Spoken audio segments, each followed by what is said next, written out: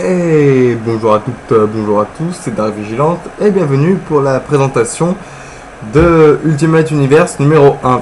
Donc rappelez-vous, je vous en avais parlé sur le blog, je vous disais que ça allait reprendre plusieurs séries Ultimate à partir du numéro 1, donc à savoir Ultimate Spider-Man, Ultimate X-Men et les Ultimates.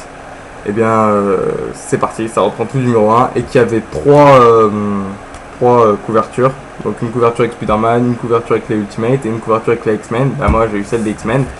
Même si j'aurais préféré celle de Spider-Man, j'ai eu les X-Men, c'est pas grave. Donc c'est un relaunch de l'univers Ultimate. Tiens, c'est marrant ça d'ailleurs. Ça me fait penser qu'ils sortent leur relaunch de l'univers Ultimate en même temps que DC qui sort son relaunch des New 52. Ça me... marrant, un relaunch en mai, un relaunch en mai aussi pour DC. Bon, c'est pas grave. Donc en fait, ils font ça à la suite de la mort de Spider-Man, enfin plutôt de Peter Parker, puisque Peter Parker est le Spider-Man de base, le Spider-Man originel. C'est ça en fait qui a lancé l'univers Ultimate. L'univers Ultimate s'est lancé avec Ultimate Spider-Man numéro 1. Donc c'est à cause de ça que l'univers s'est lancé, et suite à sa mort, il y a un immense relaunch et tout repart de zéro. Je sais que moi, cette nouvelle, elle m'avait un peu déçu au départ. D'ailleurs, ça a entraîné une grosse baisse des ventes de l'univers Ultimate. Hein. Enfin, il faut dire que c'est la mort d'un des personnages principaux quand même. Spider-Man, c'est pas rien. Hein. D'ailleurs, on a pu voir les conséquences de la mort de Spider-Man dans Ultimate Fall Out, qui est sorti en mars. Donc si vous l'avez pas lu, je vous conseille de le lire. Et donc en fait, ce qui est important dans ce Ultimate Universe numéro 1, c'est bien avant tout les débuts du nouveau Spider-Man, évidemment. Hein, c'est quand même ce qui est important. Donc ce relaunch en fait se compose de deux épisodes de plusieurs séries. Donc deux épisodes de Ultimate Spider-Man qui se concentrent donc sur le nouveau Spider-Man, deux épisodes des X-Men et deux épisodes des Avengers. Enfin, des Ultimate dans cet univers-là. Donc, alors, que dire.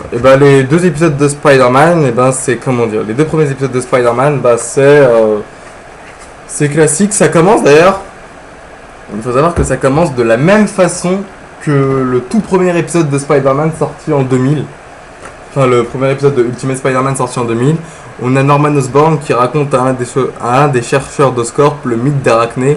C'est exactement ce qu'il avait fait dans Ultimate Spider-Man numéro 1. Ça m'avait fait bien rire d'ailleurs. Et d'ailleurs, il avoue à un des chercheurs que c'est lui qui est en partie responsable de la création de Spider-Man, sans dévoiler l'identité de Spider-Man. Après, on a un extrait du Daily Bugle qui annonce que Norman Osborn est bouffon vert. Et là, on a un personnage, donc le rôdeur, pour ne pas le nommer, qui a un costume proche de celui de Deadpool, qui s'introduit dans Oscorp Industries, qui dévalise le coffre-fort d'Oscorp Industries et qui amène l'araignée avec lui.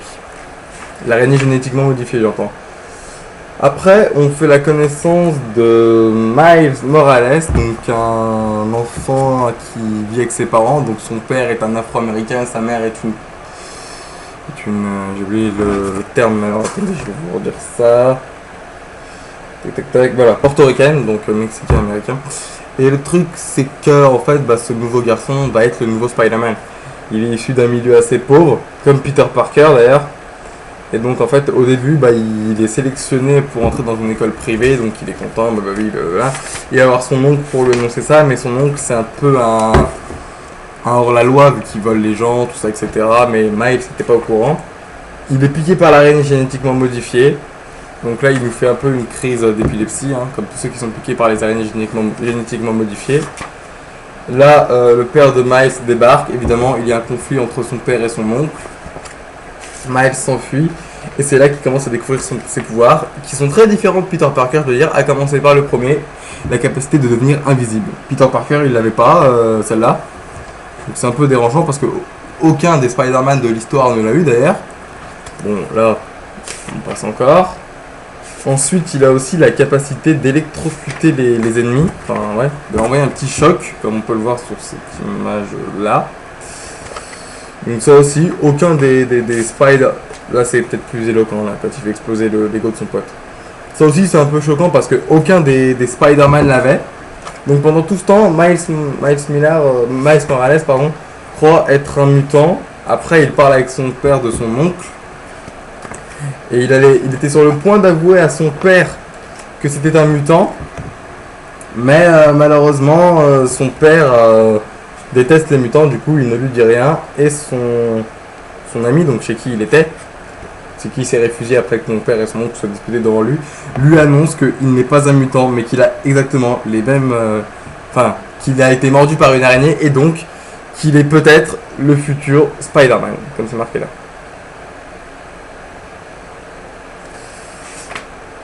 Et après, donc Miles Morales reprend sa Spider-Man, et là, il monte au mur. Donc alors, qu'est-ce que je veux dire pour ces 2 épisodes de Spider-Man? Bah, ces 2 épisodes bateaux qui sont communs à tous les super-héros, quoi. On découvre ses pouvoirs, et après il y a le dilemme, est-ce que j'utilise ça pour ma gueule? Ou alors, au contraire, est-ce que j'utilise ça pour faire le bien et sauver de citoyens? C'est un peu un rite de passage à l'étape du super-héroïsme. On découvre ses pouvoirs et après on décide ce qu'on va en faire. C'est un peu commun à tous les super-héros. Il y avait Peter Parker, il a connu ça. Il y a Batman. Non, Batman c'était plus sévère. Il y a eu comment il s'appelle, Flash qui a eu la même chose. Bref, commun à tous les héros, les 4 fantastiques, etc., etc. Et le truc, c'est qu'en fait, c'est un peu, c'est comme je dis, c'est un peu un rite de passage des super-héros, quoi. T'as été dire que les super-vilains, ils ont leur pouvoir et ils foutent les bordels directement, hein. Ils se posent pas la question, eux. Là, bon, c'est un épisode bateau, quoi. Voilà. Donc après, on a un épisode des X-Men, enfin, du moins 2 épisodes des X-Men, où on découvre une Jean Grey brune qui se la joue un peu professeur Xavier en allant voir différents enfants. Et là, en fait, quand elle va voir l'enfant, elle se rend compte que la famille a plutôt préféré descendre la gamine plutôt que de la laisser se faire contrôler par une population de mutants. Et là, on a un nouveau Wolverine, blond cette fois-ci. Et en fait, c'est son fils, c'est le fils de Wolverine. Donc le fils de Logan, assez surprenant que ça puisse paraître. Logan a un fils. Et en fait, on se rend compte que suite aux événements de l'Ultimatum, les mutants, la plupart des X-Men, Colossus, Tornade, etc., sont mis dans des camps de concentration de mutants. On a ensuite Malicia, qui est aux prises avec des sentinelles, mais qui est rapidement... D'ailleurs, Nick Fury fait un passage éclair, hein, comme on peut le voir. L'homme au bandeau, Nick Fury. Donc Malicia est poursuivie par des sentinelles, et elle est aidée par Kitty, Iceberg et la Torche qui fait maintenant partie des X-Men. Alors ça a gêné beaucoup de fans que la Torche soit partie des X-Men. Mais c'est-à-dire que le pauvre, il avait plus grand endroit où aller, quoi. C'est-à-dire qu'à la fin de Ultimatum, les Fantastiques sont dissous. Donc là encore, ça passe, il va chez son pote Peter Parker, il est chez Peter Parker, il se fait passer pour son cousin. Mais quand Peter il crève, il va pas rester chez Tante May, quoi. Donc du coup, il a plus beaucoup de solutions qui lui restent, et comme il était devenu pote avec Iceberg, il devient un X-Men. Ouais, ça passe. On a aussi un ordre un mouvement anti-mutant commandé par le fils du révérend Stryker qui s'est transformé en sentinelle. Et en fait, lui, il pourchasse les derniers mutants restants afin de les éliminer de la planète et à les foutre dans des camps, concrètement.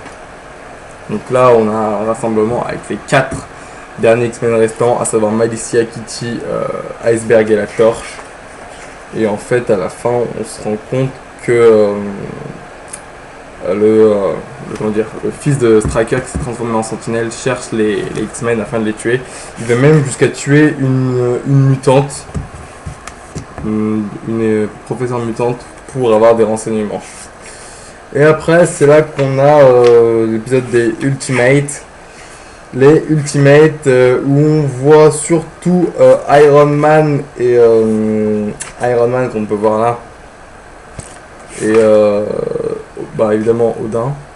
Donc il va y avoir Thor qu'on peut voir là, Odin et Captain Britain. Et en fait, les derniers Ultimates restants suite à la guerre entre les Ultimates dirigés par Nick Fury et les Ultimates dirigés par Gregory Stark, donc le père de... le père, n'importe quoi. Le frère de Tony.